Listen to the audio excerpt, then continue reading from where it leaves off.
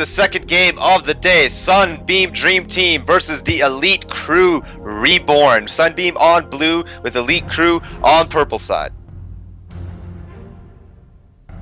Oh, I think my co-caster isn't here right now, so I'll continue on for now. So, immediately we see the Master Yi band coming out from Sunbeam Dream Team. Really popular band right now. Really kind of notorious. The patch notes have already come out for his next update. That's the word I'm looking for. They're actually going to be removing the resets on Highlander, from my understand. Vayne band coming out from Elite Crew Reborn.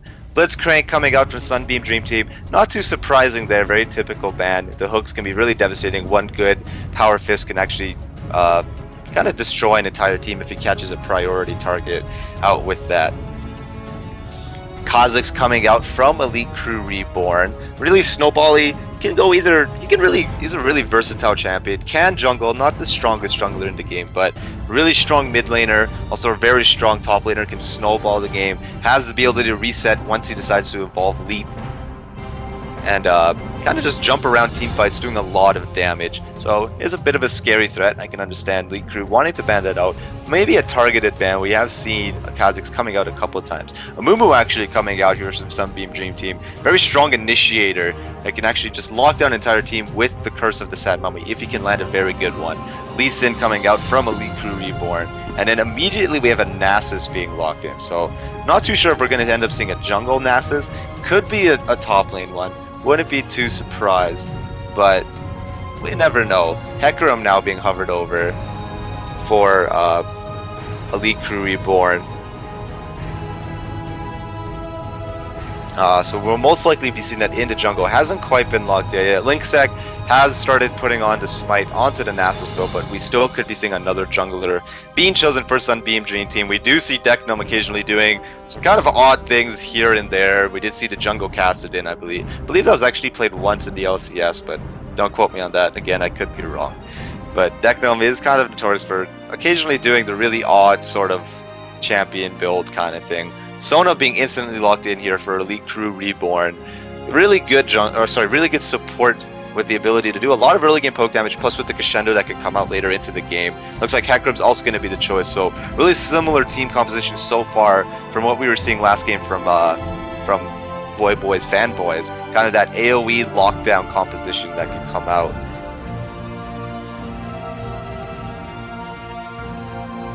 So that is what we have seen so far from Elite Crew Reborn.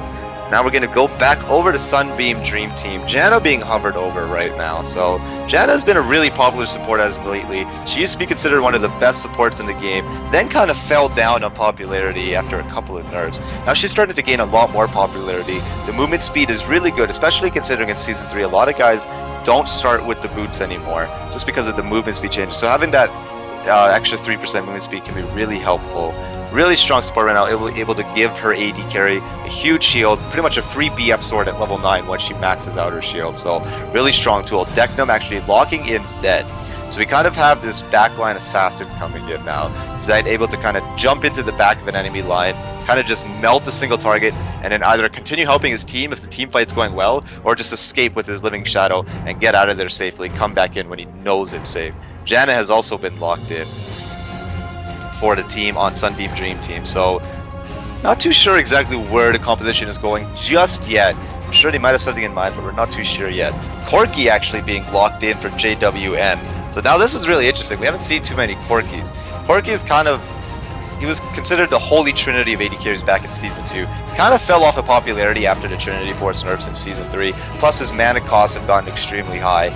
They've been trying to kind of fix that a little bit, but during the laning phase, really hard to kind of get back in with that. Ends up burning through his mana pool extremely quickly.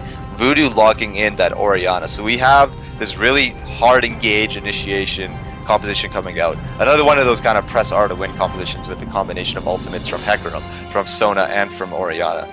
Now we actually have Doctore. He lectured me the other day about how to say this name, and I'm probably going to butcher it to hell again. Doctore on Malphite with Black Death hovering over Ezreal. So we'll see what they decide to go with here. But in terms of Elite Crew Reborn, so far I'm a really big fan of their composition. just with the ability to kind of lock down a lot, especially with Oriana's command Shockwave. Just to kind of, if she can land a good one, if Hecarim can get in there, she uses command Protect, uses that Onslaught of Shadows, and combo it in with the Shockwave, really going to be able to lock down an entire team, hold them in place for a long time, and if Sona can get a great crescendo, that's even longer. That will allow Corki to do a lot of burst damage with his abilities, use that Gatling gun, use that Missile Barrage, combo it in with the Sheen procs he's most likely going to be building. And now we have actually a Vladimir being hobbled over, so even complementing that even more with the Hemoplague, just the 12% damage application that could come out from his level 3 ultimate once he hits it is going to be huge. So we do have Doctore and Black Death locked in on to Malphite and Ezreal. Sorry, I'm back now. Okay, I thought I heard you, but I'm like, I don't know, I don't want to end up being quiet. Hi, Brett, it's nice to have you back. Hi. I apologize for the delay. I had a bit of a short distraction there. But I am back. I am back in time to cast. Looks like, again, more AoE wombo combo comps. Except the little difference we see this time is that Dectum is going for the one assassin in the middle of all the AoE lockdown that we see here on Sunbeam Dream Team. Yeah, I really like both of these compositions. They kind of are going for different things here. We have kind of the that kind of poke heavy assassin-y kind of thing coming up from Sunbeam here, right? Dectum able to kind of jump in, kill out that target, and then Disparity with Doctore. He's going to get so mad at me after this game. I know I'm going to mess up his name. Doctore coming in with the Monsoon, able to re-engage everything, get everybody back into position, and then continue on like a normal team fight, hopefully with more things in their favor. But whereas Elite Crew Reborn's really got this, we're gonna get a lot of CC and we're gonna melt you in half a second before you even have a chance to do anything kind of composition, and I really like it. Yeah, I was again a little hesitant to accept the Corki, but we did see JW and actually running that yesterday in the game. They absolutely stomped. So we'll see how he works with this game. It's actually against an Ezreal this time, unlike the Caitlyn from yesterday. So we'll see how he really deals going against more of a skill shot poke oriented lane instead of the auto attacks from range. Sorry about that. Yeah, absolutely. Corki kind of has like a little bit of a small range. If I'm not mistaken, it's 525. I'm going to check that on the Law Wiki in just a moment here. But once he gets that level 6, he does have that Tree-Shot Barrage. That Missile Barrage that can come out. So he has a lot of range. He can just do a lot of poke damage. It reloads pretty quickly. Not a very high mana cost. And then combat in, once he starts getting the Sheen, he won't really rely so much on a lot of the abilities that have those huge mana pools. You can just kind of hang back, spamming that Missile Barrage and using the Sheen procs to his advantage. Yeah, and we'll just see where that goes. Actually, both of these AD carries are just ones that tend to spam skill shots just for poke. It's a little bit more important on Black Death's Ezreal just because Ezreal's pure damage is reliant around that Mystic shot. It can shorten the cooldowns of all his abilities and just let him blink around more, get more, just more of everything out, really. Corki's is a little bit trickier to deal with, and he has more of the damage front-loaded into his auto attacks. But it's a bit of an interesting dance we'll see, especially once JWN hits level 6. They're just going to be trying to go back and forth in this bot lane. And again, JWN actually running Ignite on the AD carry Corki. It's not something we typically see too much. AD carries tend to go with more defensive summoner spells like Barrier and the like. But he's just going again for this aggressive bot lane, trying to shove Ezreal in. And on top of that, Corki actually has enough wave clear to shove Ezreal into his turret early. If we see Link set going in to kind of deny that push early, we should not see JWN dominate the lane quite as hard, and keep Black Death able to CS regardless of if he's under his turret or not. Yeah, JWN does have one of those really strong pushing AD carries. Phosphorus Bomb does a lot of damage early on. We'll be able to push out the wave. Plus with his passive, I gotta go recheck the name on that. I think it's Hextech Shrapnel. Yes, yep. Hextech Shrapnel Shells. Doing bonus true damage. So really hard to trade with the Corki early on. Plus he has really easy ability to last it under turret if he gets pushed back. He has the ability to trade really well with the burst damage from his abilities. And his auto attacks doing bonus true damage. Corki is just one of those really strong early game AD carries that is just incredibly hard to duel with. Yeah, and it's just all that extra early game damage he has. Actually, both of these AD carries are fairly strong in the early game just from the poke and burst alone. I guess we should just stop talking about the bottom lane matchup because we have a whole rest of the map to look at. Um, and I also kind of want to look at this Zed and Orianna matchup. Zed in particular, and Orianna also to an extent, are just known to like shove minion waves extremely quickly, especially once they hit level 6 or so, and they can just get some extra damage, base damage on their abilities once they get a few extra levels under their belts, and then just let that shove the minion wave, and then start to roam, because both of those mid laners are very well known for roaming. Orianna, if she can get a good shockwave along with the crowd control her side lanes offer, it really allows her to control fights, look for dragon fights early, especially if she can, even if they can bait Sunbeam Dream Team into going for a dragon and then throw something like a shockwave on top of that along with the likes of a crescendo, it's really going to control fights early. And especially because Link Sec on Nasus is just on one of those champions that is just looking for the early dragon, and we'll just have to see how they play that out and how much they try to go for objective control or counter objective control, really. Yeah, I do want to point out something about that matchup. It's kind of an interesting matchup. I've seen it a lot, and it's actually a really fun matchup to watch. But Orianna definitely has the advantage just for the first couple of levels, just because Zed has a lot of trouble kind of getting into range, especially with Orianna's Clockwork wind-up passive, doing a lot of damage early on. But then once Zed gets a couple of levels in and starts using that Living Shadow effectively, he could just kind of all-in Orianna into the early levels. And it's really hard for Orianna to get any counterplay into that. So it's really this is kind of like a skill matchup in a sense. It does kind of more favor Zed later on into the matchup, but regardless, it's not to say that Orianna is totally out of it. Orianna is kind of one of those high skill champions that can really turn any matchup into her favor. Yeah, and one thing that's actually a good, nice little trick to use in Orianna is actually to use the shockwave on yourself whenever Deknum would go in on that. Because the Death Mark, when he activates it, it puts him right on top of you. And if you can activate the shockwave the instant he pops out of that untargetable state, he will be unable to do damage on proc the Death Mark for even more damage as soon as he comes out of that.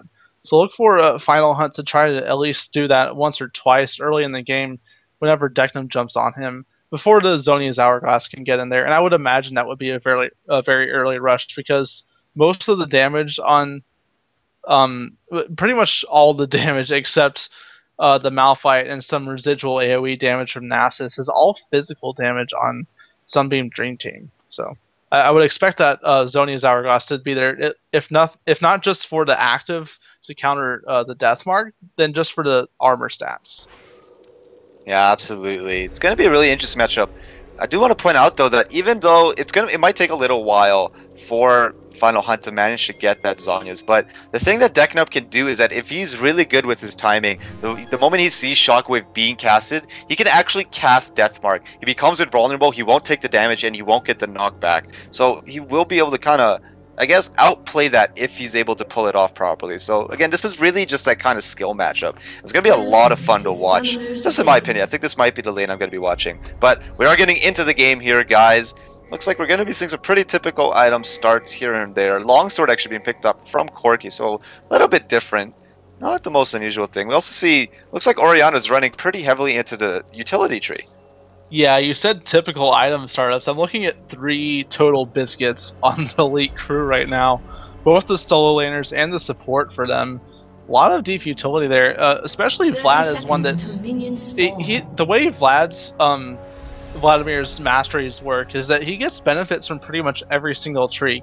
He can go deep offense and benefit his passive from that, get a little bit of extra health. Likewise, go deep defensive, get extra health from that, and then from his passive get extra AP. But if you go deep into utility, you're getting more of that spell vamp that Vlad needs. So it looks like that's what he's decided to opt for. In the mid lane, on Orianna, you're getting a lot of cooldown reduction and mana regen. It just helps you spam your abilities early game, and it looks like that's exactly what he's going for. Especially with the Doran's Ring in there. It's not quite the mana regen of a Fairy Charm or anything, but it should be able to sustain him up for a while. Keep that cooldown reduction in there with the Mastery deep utility he's gone, and then just keep zoning Deknum out on that Zed.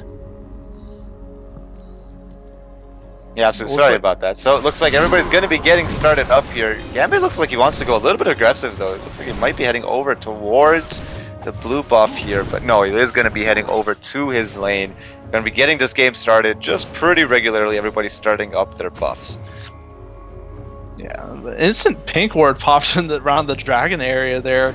It looks like Elite Crew is just looking to get as much early control over that as possible, especially with the Nasus there. Linksec really won't be able to solo that or sneak it on his own until level 6 or so, but they're looking to get as much river ward control as possible. And it looks like both JWN and Voodoo eating a lot of early poke. Zona doesn't quite have the Aria of Perseverance yet, so there's no heal available to sustain both of them up at the same time. They're just relying on either passive lifesteal or just potions to keep them sustained up in that matchup. Yeah, Doctore doing a really good job. He's actually using the shield on himself during these early levels and walking up and getting the auto attacks down onto JWN, and it's doing quite a fair bit of damage. He is able to heal up with the Aria of Perseverance coming down from Voodoo, so there's a little bit of an even trade that keeps coming out back and forth. But in terms of the farm here, they're also doing relatively even here. Corki getting a little bit ahead in terms of farm here. Black Death about 4 CS behind. So nothing too crazy coming out here. It looks like both of these are just trying to farm and do a little bit of poke on the side. Yeah, one thing that JWN actually doesn't have is any lifesteal Quins. It's something you actually don't see very often on AD carries these days. They go that way for the sustain. Even when you have a Sona in your lane, you at least want one of those lifesteals in there. He doesn't even have the Doran's Blade to start with, and he's just really relying on his support to keep him sustained against all the Ezreal poke. And so far, it's actually been taking him down quite a bit. He might even be out of health potions here relatively soon, and he's going to be hard-pressed to just live against all the poke that's coming out against him. A lot of aggression going down here, actually. Doctore taking a lot of damage from that Gatling gun. Taking a fair amount of poke damage here. JWN starting to kind of try to assert, his lane dominance. Doing a very good job. In the top lane. Meanwhile, on the top lane, got me right because I was going to say that. Gambit going in for a hard dive, getting the Ignite down onto Malphite underneath his own tower there. Using that transfusion to get a lot of poke damage down, and managed to pick up a kill underneath the tower, using that Sanguine Pool to avoid the poke damage, avoid the damage from the tower. But meanwhile, on the bottom lane, your Flash going down, Voodoo taking down extreme low, Ignite going down onto Doctore. That will drop him down. Voodoo will survive here. Junkie is on his way here. Black Death already used Arcane Shift, and he will drop down. Double kill going down for JWN. That's the benefit you get from running Ignite on an AD carry. It lets you be aggressive, even when you wouldn't otherwise be able to. It doesn't allow you to really duel anyone as well, especially later in the game, but it is there, and it will secure an early kill for him, just like it was doing yesterday. And it's exactly the way he's playing this lane. He's just playing aggressive. Even though he's absorbing a lot of poke, he's just keeping Black Death and Doctore low really often in these engagements, and then use that to pop an Ignite and go for a kill eventually. Now we have aggression going down onto the mid lane here. Declan actually forced the flash. They're still trying to get into as hard as he can. Final Hunt flashing into him, getting a lot of damage using that command dissonance to do a lot of burst damage. Ignite did go down onto Final Hunt, almost finishing him off. Does live with about 30 health, and will walk away with the kill. Tons of summoners being blown on both sides this game. In fact, it was Disparity being forced to use his teleport to get back up to top lane after he died to First Blood. Just a bunch of pressure being taken off of Sunbeam Dream Team with all these kills going so back and forth. Actually, Cutlass now already completed on Corki there. JWN looking to put a ton of pressure down early. He's got the boots in. He's got really a huge item advantage against Black Death. Really only has Doran's Blade and a longsword right now. So meanwhile, in the mid lane here, looks like the junglers are trying to go at it here. Junkie is out of mana, taking a lot of damage, but does manage to retreat safely back to his turret. Large minion wave, he did have to take a lot of that damage while he tried to get a fight down onto Linksec. So he will be backing away here. Final Hunt has returned to the mid lane, and everything's going to resume as normal. Final Hunt actually opted to go with the Tear of the Goddess and 2 cloth armor, so getting a little bit of that survivability in terms of the armor, and in getting that Tear, looks like he wants to kind of scale as strong as he can into the late game, get that most likely Seraph's Embrace, but never know, we could see the odd Muramana once in a while. Yeah, generally what you see Orianna's do is going for that Athens and Holy Grail first. That's just there to get the extra cooldown reduction to keep as much zone control as you can, get a very low cooldown on the Q command attack, and just keep as much control on your lane in the 1v1 situation as possible. On the other hand, actually the Disparity taking low in the top lane, but Gambiel is going in. The knockup going down on, actually forcing the flash away from Disparity here. The pool going down. Link's trying his best to catch up here. The slow is doing a lot of damage. Slink is just trying to catch up to Ganbei. Is he going to go in for the turn dive? Realizes no, he is not healthy enough to go in. And Ganbei will be able to walk away from that. The sustain from the X-Tech Revolver and Transfusion was able to keep him alive in this lane. And he goes back to farming, realizing, hey, I can just sustain this all back up. No worries, guys. Disparity was taken down almost a single-digit health there after Chemo Plague finally ticked back. No extra damage was really thrown down after that had gone out though, so really nothing to be amplified on top of that, and just a single auto attack even would have killed him after that. His passive Granite Shield was gone. He would have almost certainly died to that, but no, it was Link's Tech there just to keep Ganbei off of him and just keep his laner alive. Almost picked up a kill in return, but just not quite. Vlad is way too sustaining with that. Already a Hextech Revolver under his belt. Ton of spell vamp already. He's already back to half health, eating a little bit of cheese wheel damage from Disparity, but he is sustaining back up already. Cheese wheel, I like that. I don't think I've ever heard that term. That's a really clever term for Seismic Shard, cheese wheel. I do want to point out in this top lane here just how ahead Vladimir really is. We got about 57 farm to to Disparity's 35. Malphite isn't the greatest at farming on the tower, especially within his early levels. The last hitting is a little bit awkward with his W passive, and he doesn't have a whole lot of AD, so it's a little bit tricky for him. I actually see Deknum rotating down towards this bottom lane here. There is no ward in that bush, so they aren't aware of it. Junkie's caught out. In fact, Junkie is a little bit caught out here, getting caught in the jungle. Death Part going down. Ridiculous amounts of damage. Oh my gosh. Just melting that pony down into the ground. That's what you get for counter jungling without a ward. Link's Tech is actually level 6 now. He's coming around looking for a gank on JWN, but he's hidden himself in the bush. Voodoo Savior is actually the one that got withered there, so both of them should be... Actually, we have Crescendo actually trying to make a turnaround there. JWN is doing a surprising amount of burst damage, but no, that was a Crescendo down. Not the longest cooldown. Let's take a look at that right now. About 135 seconds, so it is something that Sunbeam Dream Team can take advantage of in that bottom lane. They are looking like they're going to rotate over towards this dragon. Nasus does have his ultimate. They can melt through that extremely quickly. Yes, they are going to be taking the first dragon. They have complete control over that right now. Fury of the Sands actually not even getting used yet. It's there, but Link's Tech hasn't popped it. They're looking maybe to save that. I'm kind of surprised he's not popped it. He's even dropping very low. Dekton finally coming around to try and zone out JWN away from this. Fury of the Sands finally popped. Dragon gets melted and smited away by Link's Tech. First dragon of the game going to Sunbeam Dream Team. And that was really good for... Sorry, go ahead. It's okay. And I was about to say, that was kind of a very late defensive crescendo there from Voodoo in the bot lane. It was almost really not necessary to use it because he was already under his turret by that point. The rest of Sunbeam was backing away there, and I'm genuinely kind of surprised he decided to use that at the end of everything. And I don't know, it just kind of surprised me he was a little bit...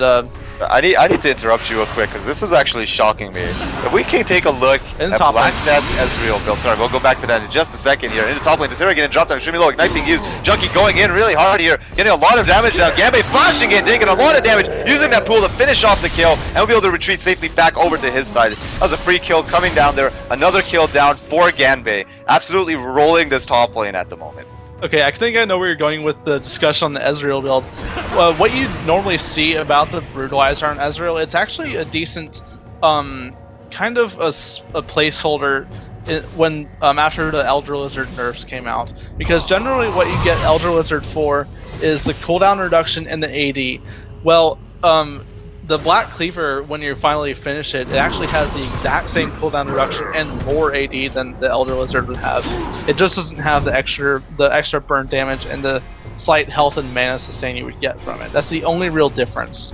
I mean, there's the extra damage to minions too, but it was already a decent replacement, and then now that the Spirit of the Elder Lizard has actually been nerfed, it is the replacement if you decide to go for it.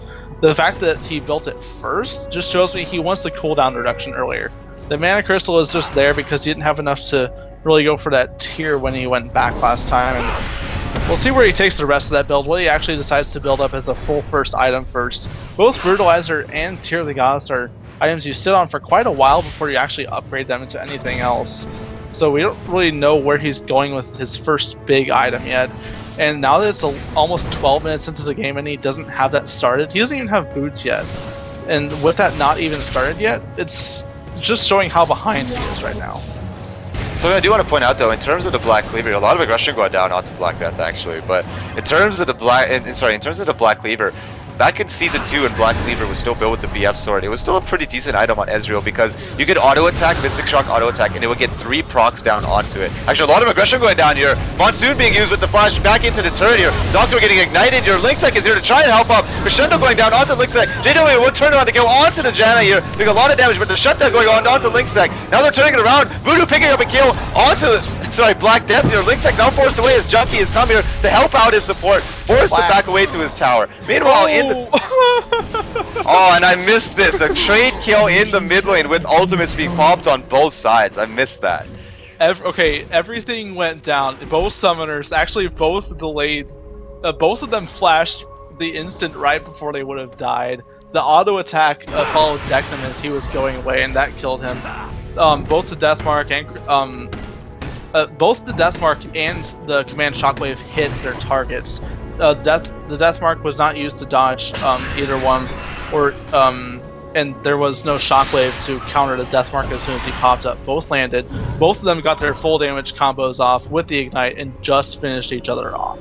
So Ganbei actually stealing away Sunbeam Dream Team's blue buff here. He's got a humongous advantage right now in comparison to Disparity on Malphite. He's got 119 CS to Malphite's 59. He's level 11 right now to Malphite's 9. So this is huge right now. He is ridiculously ahead in this lane. Meanwhile, on the bottom lane here, a lot of aggression going down. Bloodroller Cutlass being used. Shoeshot Barrage doing a lot of damage onto JWN, taking the first proc of it. Trading blows here, but it looks like everyone's going to back away. Voodoo has come back to lane and is going to help out his buddy Corki. One thing that JWN has right now is actually 2 Vamp Scepters between the Cutlass and the one he's sitting on right now. Looks like he's going into that Bloodthirster rush after that Cutlass. So a little bit of a surprise there. You see the Cutlass, you normally expect a Blade of the Ruined King rush as a first item, but he opted away from that, going for as much flat AD as possible, but it's just giving him a lot of sustain. Declan actually heading down over to this bottom lane here now, trying to get his aggression down. Monsoon being used here. Dr. Ori dropped him down extremely low. Deathmark going down on the JW and doing a lot of damage, but now Declan is in a lot of trouble. Forced to use his Living Shadow to run away here, and has to run away from this just to make sure he doesn't die. GG Junkie was hanging out in the farther bush that he knew wasn't warded, just in case anything was going to go down, and it turned around for them greatly. JW was able to turn around and kill onto Doc Torre, and now they're putting down a lot of pressure onto this bottom tier tower.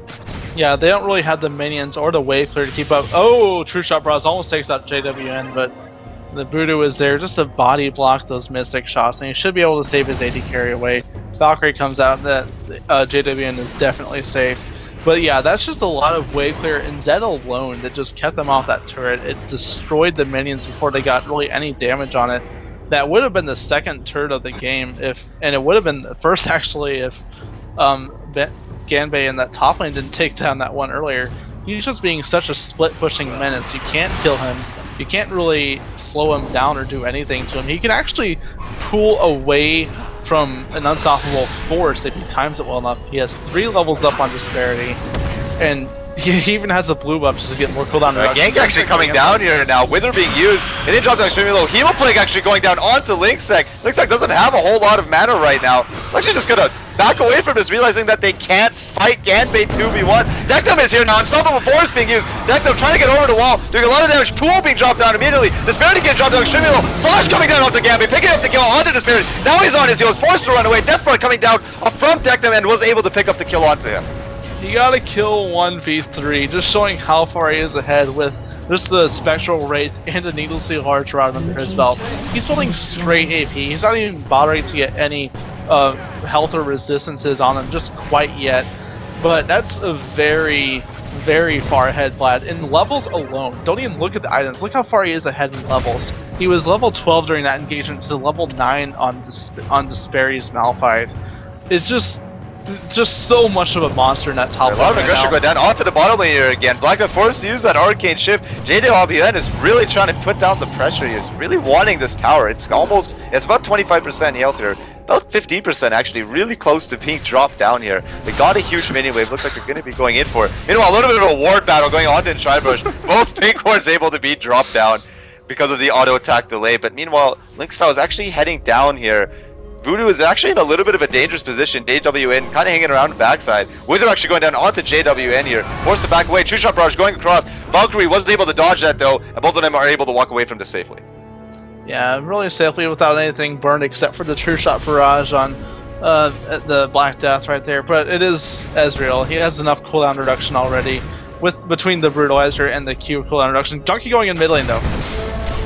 Sorry, missing out on this one actually. A lot of aggression going down here. Shockwave was used already though. Nektum trying his best to run away. The red buff proc is slowing down. Flash Ignite going down. Command attack used, but Deathmark is turning around, trying to get as much damage onto final as it can. We'll be able to walk away from that safely. Yeah, Command Shockwave did completely miss there. I believe he actually, no, he didn't flash away from that. That was the Living Shadow that was used to get away out of that giant AoE that would have actually killed him a lot faster if it had hit. He did die in the end though, didn't bother burning either of his summoner spells. He accepted his death, and now it looks like Elite Crew has the control over this dragon. Yeah, looks like they're going to be able to take this one away for free. Just kind of taking, oh, actually they're going to be backing away from this here. It looks like they're going to go over to defend their turret now. Yeah, JW getting withered down by Linkstyle. Forced to back away, trying to get a lot of pressure down onto this. But meanwhile, the top lane, Gambit's already taken down that tier 2 tower. Deknome and Disparity are heading over to try and stop him from taking the tier 3 now.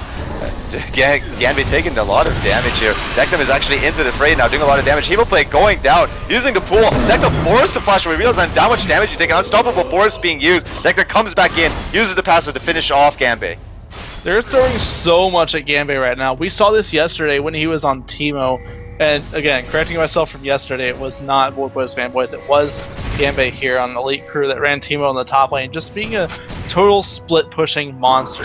You have to send multiple people up to deal with him, and when you do that, you give them complete control of the map whenever you direct attention away from mid. Got a lot of movement over towards the dragon though. True Shot Barrage going across, trying to steal it. Smite does go down for Junkie, does manage to pick it up. Great command shockwave blocking down 3 members of the enemy team. Crescendo going across, holding it out for a long time. Final hand dropping down extremely low. Deknome will pick up the kill on the final hand here. Now JW is hanging on the backside here. Voodoo forced to run away. Gonna drop down extremely low. Flash with the tornado coming down, knocking them both up. Exhaust going down onto Voodoo. Double kill going down onto Deknome. Trying to get down onto JW and realize that they're gonna back away. JW is safe at his tower, and now they're turning back towards the dragon. It has already been taken. Junkie did manage to smite that away, but at the cost of 2 of his team members. It was about 3 kills overall if you include the Gambit going down earlier. JW's found Doctore though.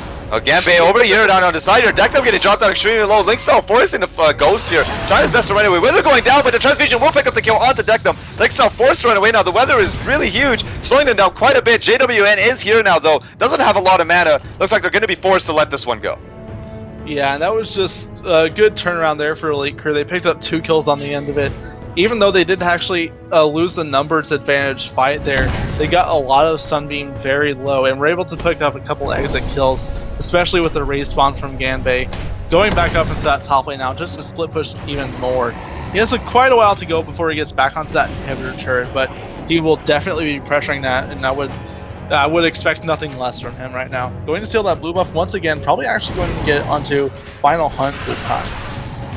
Yeah, looks like they're just going to be transferring that over. That's another blue buff that has been denied by Ganbei for him. He is going back over to that top lane, trying to be as much of a nuisance as he can. Really hasn't been joining his team all that much, but he's been a huge help to his team in terms of the fact that he's never there, because he's split pushing all the time, making sure that somebody from Sunbeam Dream Team is forced to come up there to stop him, or at least forcing 2v3s and trying to secure something else offside of that. Actually, Deknome and Disparity are heading back over towards his location right now. He does not have vision. Actually, face check just with Deknome inside of it. Realizes he's in trouble, taking a lot of damage here. Trying to do a lot of damage. Hemoplane going down, Deathmark being used, the pool going down. Flashing over the wall, a solo force over the wall, doing a lot of damage though. Does manage to pick up the kill with the auto attack. Disparity picking up another kill onto Ganbei. He actually pulled away from the death mark there. He didn't pull away from the second tick of it, but he pulled away from the initial mark, so it never even went down onto him there. A lot of damage though, and it was a 1v2. He's getting to the point now where he isn't quite able to 1v2 or 1v3 anyone anymore and pick up kills, but he still is directing a lot of attention up to that lane. Now he's not actually. He's getting diminishing returns on his kills though. Just like a proxy Singed would. Is the more he's killed, he was I believe 3-1 before the when he first died. Now finally the first tier bottom turret goes down. Elite Crew picking that up, and first turret of the game here may be picked up in a second.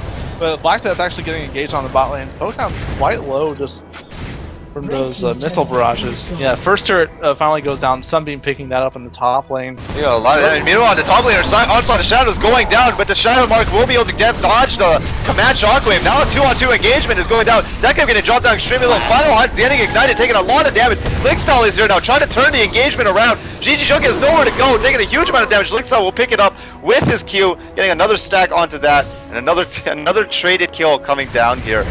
But more in favor for Beach King, or sorry, not Beach King, sorry, Sunbeam Dream Team. Yeah, it was a 1-for-2 for Sunbeam. Now that they're really just directing a lot of attention up to Ganbei, they're actually keeping off the pressure in that lane, and it's keeping him pushed back really far so he can't split push down to that inhibitor turret. It is very slowly giving Elite Crew control over the rest of the map, but these kill trades that are going back and forth have been in favor of Sunbeam, so much so that they're actually starting to catch back up now. The goal difference is still about 6,000, and it's mostly just due to the turrets and the one dragon that went over, actually 2 dragons I believe that went over to Elite Crew right now. So it's just a little bit of a farm difference, plus all the global objectives that are keeping Elite Crew where they are in the lead, but the kills are starting to pull Sunbeam back into this.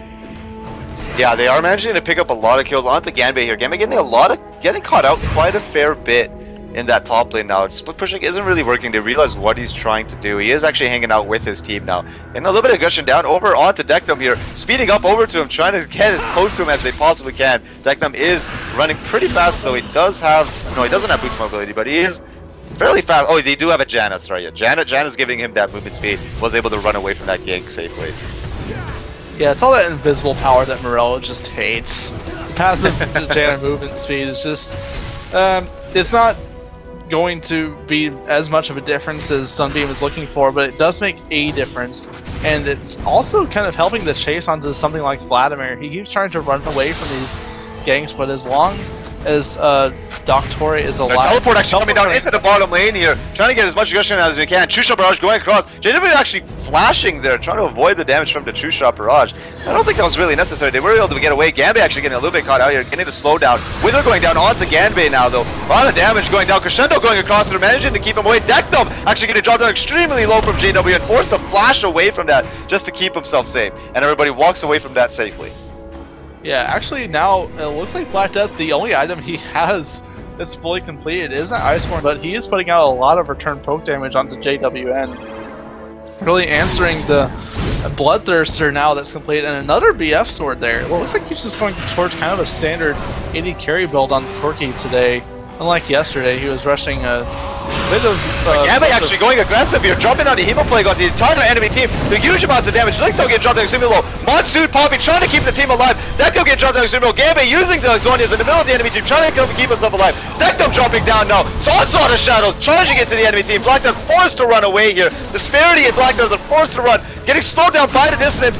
Disparity has nowhere to go. Surely going to drop down in just a moment here. Double kill going down onto Final Hunt. That is a 2 for 4 in favor of Elite Crew. They have more than enough people to push down this next tier turret. But it looks like they'll rotate up to Dragon instead and try to secure that. And look just to push back that top lane specifically. All that split pushing hasn't really done much after he took down that second tier turret. The minions have actually been pushed up against him ever since then. But yeah, they'll look to clean up this Dragon, clean up some minion waves, and then try to push again onto an objective because they know they can win fights 5v5 now. They're done split pushing. Ganbei had that pressure when he had it, and it's just gone now. They have to look for 5v5 fights and continue this pressure they're able to put. Maybe next time they win a fight, they can keep JWN alive, and then they can push down the turret a lot faster. Still nothing really completed or bought after that fight. He is actually looking to back off here soon, and he's sitting on about almost 1,000 gold, so that should be maybe something else. No, I'm wrong. His recall animation there was kind of throwing me off. It was like maybe he's going to buy something else, because after he died he didn't really get anything in that time he was dead. and I expected him to like, I don't know, go back and buy, I don't know. He still has that second BF sword in there. Dexter getting a little bit caught up, just trying to counter jungle to race. It's a little bit of damage back and forth, but nothing really coming of that. No kills, no summoners being burned. He's fine. He's a Decnum. So we got a little bit of that. So let's take a look at some of the items that are actually coming out here. So Orianna has actually completed an Athene's and a Zhonya's like you predicted here. So kind of predictable. If Deathmark does go down onto him, he is able to Zhonya's that away, keep himself safe here. Red Steel actually coming down from JW, and Shushan going down. Doctor taking down a lot of damage. Huge amounts of burst damage, but a Unstoppable Force comes down. JW actually able to get over the wall, flashing away from Voodoo though. Forced to run away. Decnum using the Deathmark onto Final Hunt. He also flashes away over the Dragon Wall, so a lot of flashes being burnt there, but 1-for-0 exchange in favor of ECR. And Link's got out. Oh, sorry, Linksec actually, yeah, getting caught out by the Dragon here. Trying his best to do as much damage, doing a lot of damage to Final Hand here. Black Death hanging around the outside, just trying to do some poke. But yeah, that Nasus is actually doing a lot of farm. Let's see if we can take a look at how much damage Siphoning Strike is doing. So, about 218. No, wait, more. Yeah, it actually 400 damage. Now, so if you look at just the Siphoning Strike alone, it's absorbed 291 damage just from the charges. That's actually quite a bit for a jungle Nasus at 28 minutes. It looks like he's been absorbing quite a lot of lane farm and sitting at 141 CS. But that's a lot of it is just from just staying up there with disparity in the top lane. He's just trying to keep back as much that Vlad as possible. It just uses Spirit Fire to clear waves against the split pushing Ganbei. But again, that's drawing just so much attention towards him. He picks up another blue buff, counter invading there, and just so much pressure from that Vlad right now. He's looking to go into the mid lane though. All of Elite Crew is trying to get down this next tier mid turret. It's one of two turrets that's standing outside of Sunbeam space at the moment. Look to get those down as soon as possible. Look for another 5v fight even right before that, just to secure another turret. And they're actually going up towards Baron right now, using Ganbei as a bit of a distraction that might be able to get that pretty quickly. Ganbei still hanging around that top lane, forcing the minions to head over towards that inhibitor. Do have people rotating over towards to stop that mini wave push, but it doesn't look like there's going to be any aggression over towards the Baron. So Mords are heading out into that general area just to see if there's any movement in that area. Everybody heading back over towards the mid lane. So nothing too exciting coming out just yet. Yeah, one thing that Elite Crew has right now is that Oracle's on Voodoo. Not quite one on Doctoria yet. I would expect him to actually pick one up with this back right here. He's sitting on actually just about enough to buy in Oracles, and yes, that is right there. They need to do that just to get some vision control back around this Baron area, and at least prevent Elite Crew from getting it away from them. Because honestly, Elite Crew is going to look to bait out a Baron fight. They know they can win 5v5s. They don't need to actually get Baron to win a game right now, or even a team fight, because just they are so far ahead right now at about 9,000 gold difference, and it's really that again they don't have to even take Baron to win. They can continue to force down a turret, but now that they're getting close to the base, it's getting a lot harder to split push these turrets in. And especially with no other objectives on the map like a dragon, apart from those turrets, they have nothing really to do apart from just sit back and farm. But that's exactly what Sunbeam Dream Team is looking for. The longer this game goes, the longer they can keep the gold disadvantage where it is, the less it will mean, and the more teamfight presence they will have. Decnum now with actually Guardian Angel on him, they should be able to pick off someone very quickly in a fight, the likes of Ganbei or JWN, if they can take them out very quickly, or even Final Hunt of course. But there's two Zhonias on that team. Really the only person you can put a death mark on is JWN. Yeah, absolutely. That is one of Decnum's kind of big disadvantages right now, is the fact that there are a lot of Zhonyas on that team. I'm not too sure about Zed's overall game scaling. His late game can be strong if he is able to get the assassination off, but past that, he is kind of heavily single target oriented. He's more just kind of like fighting the guy who's in front of him. But in terms of actual damage scaling, he can do a huge amount of burst damage, especially to a squishy AD carry such as Corki, who does not have any major defense items yet. So you actually see a lot of aggression going down onto this mid lane here. Looks like they're going to be forcing the push, trying to get this pressure down onto the tier 2 tower. Linkstyle just recalling down into the top lane. Minions are on their way, and everybody's going to back away from this actually. Ganbei just trying to do a little bit of poke damage onto Dectum, doing a lot of damage actually, but yeah, no, everybody's going to walk away from this.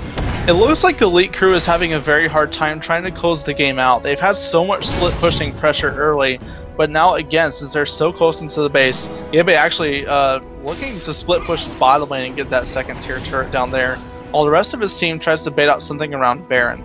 He actually doesn't have the teleport on that top laner Vlad, so getting back into a fight it's going to be a 5v4 advantage in favor of Sunbeam if they can just at least try to engage on Elite while they're around that Baron area, clearing the boards or the like. But the more Ganbei is split pushing the spot lane, the more likely he is to actually pick up that next turret. And again, it goes back to Elite having a hard time finishing the game. Since they're so close to the base, it's harder for them to pick up turrets, and really all they can do is look for neutral objectives, try to get a fight in where they can pick up a numbers advantage and then secure a turret.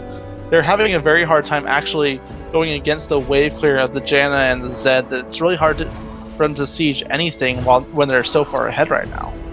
Yeah, absolutely, they don't have the strongest team in terms of sieging. Yeah, Corki is pretty good at just being able to do a lot of burst damage, but in terms of actually sieging turrets, he has to get fairly close over to towers to be able to do that.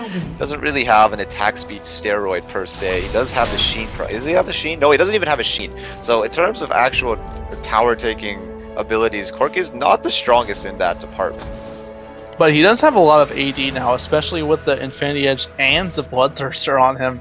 Tons of BF sword items in there, tons of damage. And just if he can get close enough to a turret, he is going to do a lot of damage to it. Enough attack speed in there between the Zeal and the Berserker's Greaves, he should be able to get it pretty quickly. Although most of Elite Crew is actually backing away right now.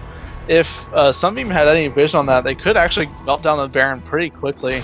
But probably not with Ganbei around the area. He could turn around the Baron fight, even alone, very quickly. Especially if a lot of Sunbeam gets melted down from Baron. Just trying to get it alone, Ganbei can come in and clean up, and they don't really want to risk that with only him around the area. Not even the rest of Elite, they're just scared of him right now. Absolutely, and Ganbei's ultimate Hemoplague will cause 12% damage amplification. So if he drops that Hemoplague inside Baron Pit with everybody in it, Baron will do 12% more damage, and that is huge. Especially if he's sitting around the back casting Tides of Blood and Transfusion, and another teammate decides to join the fray. That'll be humongous with all of that damage, and that can be absolutely devastating for Sunbeam Dream Team. So looks like they are trying to avoid any kind of pressure onto the Baron. They don't want to lose it, so they're keeping vision. A little bit of aggression going down to the top lane here. Junkie actually forced to use the Ghost. A little bit scared of how much damage Linksec can do now, just with the amount of farm he's gotten on that Siphoning Strike. So that is a Ghost now down on Junkie.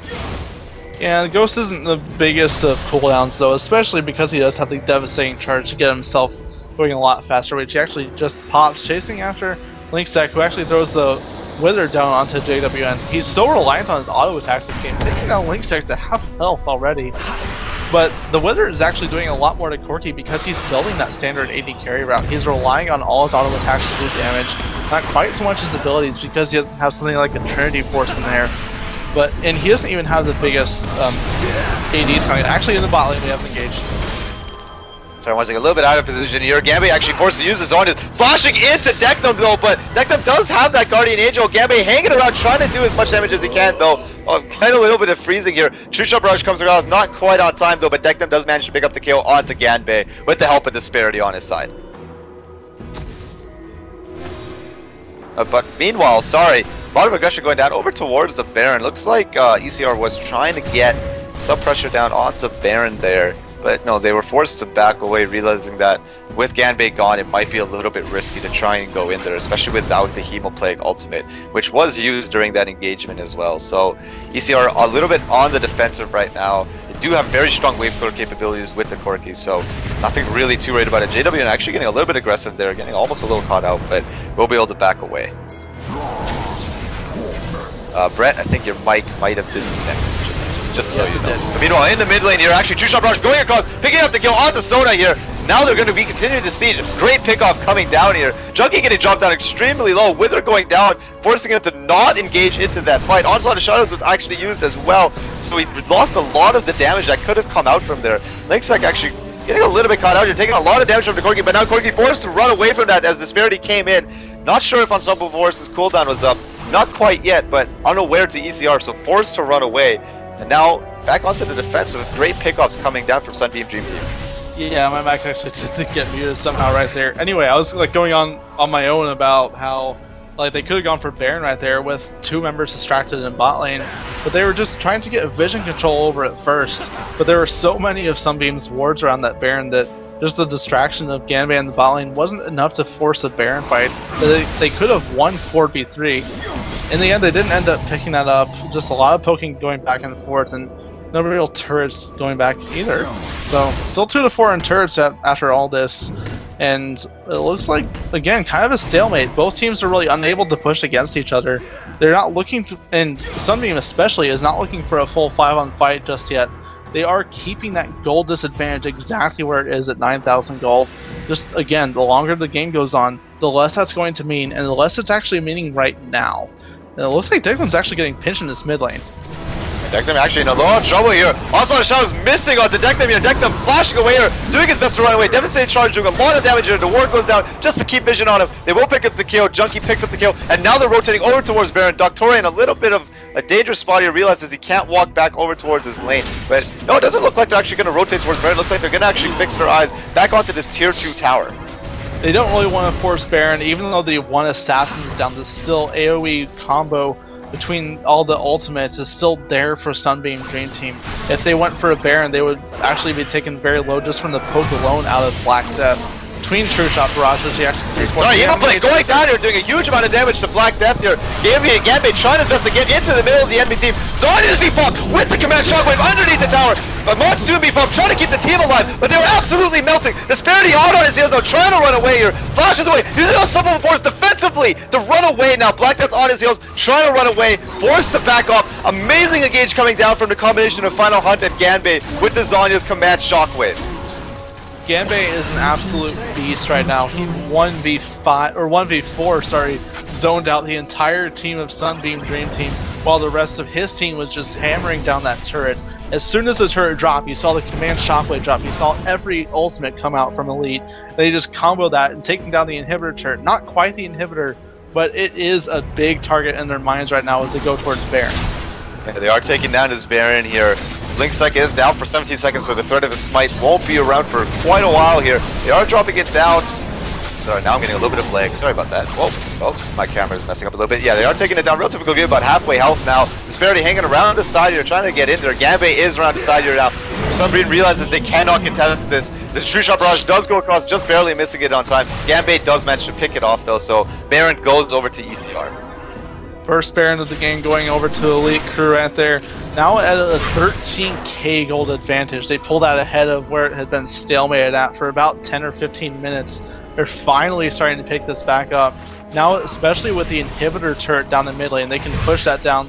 They don't even have to be worried about the wave clear from Sunbeam right now, and they can go force that inhib down, then rotate up to Dragon. They're actually taking Dragon right now. Ganbei doing that alone in plain sight of Sunbeam, just taunting them. But the smite is actually there for Lynxec, and him and Doctore looking to pinch him. Actually on his way, does manage to get the smite steal. Wither going down, Black Death using Arcade Shift over the wall, trying to catch up. Evo Play going down now actually. Ganbei trying to turn this one around onto Black Death. Black Death forced to use his Arcade Shift back over the wall. Ganbei flashing over, no one to give anything up here. Disparity actually using Unstoppable Force over the wall to secure Black Death's life and pick up the kill onto Ganbei. Ganbei getting caught out quite a fair bit this game. But again, even though he is getting caught out, he is still a huge distraction. Actually, this first tier bottom turret went down just because of the wave clear from Lynxec. Siphoning Strike as well, able to just melt that really quickly. Take a look at the damage here. It looks like he has about, sorry. Oh, he's gonna die. Meanwhile, Lynxec actually getting caught down. Crescendo going down to lock him down in place. JWN doing huge amounts of burst damage with those auto attacks. Those crits coming down from that Infinity Edge. And we'll be able to melt him down very quickly. Now they're looking like they want to siege down this tier 2 bottom tower. But meanwhile, in the top lane, Decdum melting down that tier 2 top tower extremely quickly. Yeah, he could even answer for an inhibitor right now, but no, Junkie actually does go back. It looks like they're just going to face tank this bottom tier turret. Final Hunt just using the command protect to get as much shield on them as possible. It's actually just a few turrets right there very quickly for Sunbeam Dream Team. Again, no inhibitor pressure. The Baron buff is still available on most of their members, but it has 2 minutes left on it. They could still try to pressure this inhib with. And yeah, as long Right, and I'm surprised they didn't actually go for it, but it makes sense that they're trying to take out the remaining turrets outside of Sunbeam's base right now. They did eventually get that down, for of course the cost of another of their turrets and Ganbei's life. They did get that. A lot of war coverage actually around the entire bottom side of this map for Sunbeam right now. It's not really the center of the action, but it is a lot of ward coverage, and really Elite is going to be very hard pressed to get around that area without being spotted. They could try to split push between these two bottom waves. They could split push bottom and top. They have that pressure available, and if Ganbei especially can one-man distract a lot of Sunbeam, they can get an inhibitor down very quickly. Yeah, absolutely. It looks like everybody's just trying to play this unsafe really right now. Nobody really is interested in engaging on one another, just kind of pushing out different lanes, creating pressure all throughout the map here. In terms of just because of the amount of CC Sunbeam has, it's keeping them in this game. A lot of aggression actually going down here. Shard of True Eyes being used on the Junkie, using Onslaught of Shadows, doesn't actually hit anybody with it. Now kind of forced back away. True Shot Barrage coming down now. Teleport coming down here from Disparity, trying to get in close to the enemy there. Junkie zoning out Disparity, making sure he can't get an Unstoppable Force on the key target. So now Dectum is taking down Shimil. Unstoppable Force being used onto the entire enemy team here. Crescendo flying down across. Death Spark being used on the Voodoo, doing a lot of damage here. Dectum actually dropping down onto his Guardian Angel. Disparity getting dropped on Shimil. Ganbei doing huge amounts of damage from the outside here. Orianna picking up a couple of kills. Dectum getting dropped down outside of his base here. Corki fell down to Linksec, but an ace coming down for ECR, looking like they want to close down this game. That should be ends of the game. A 14,000 gold lead now in the end. All the turrets down to 16,000 after these two turrets fall down. Giant gold lead. That was GG for Elite Crew. They take the game here in the winners bracket. They're advancing on to the finals of the day. Absolutely, really well played by them. Ganbei split pushing did end up working out for him as well. He got a humongous lead in that lane, absolutely tearing through it, and then just becoming a monster late game for his team. Yeah, and next we actually have Sunbeam Dream Team against the losers of our off-stream game. Not entirely sure who that is yet, but we will see it very shortly, and we will see you after a break. Yeah, thanks for watching, guys. We'll see you.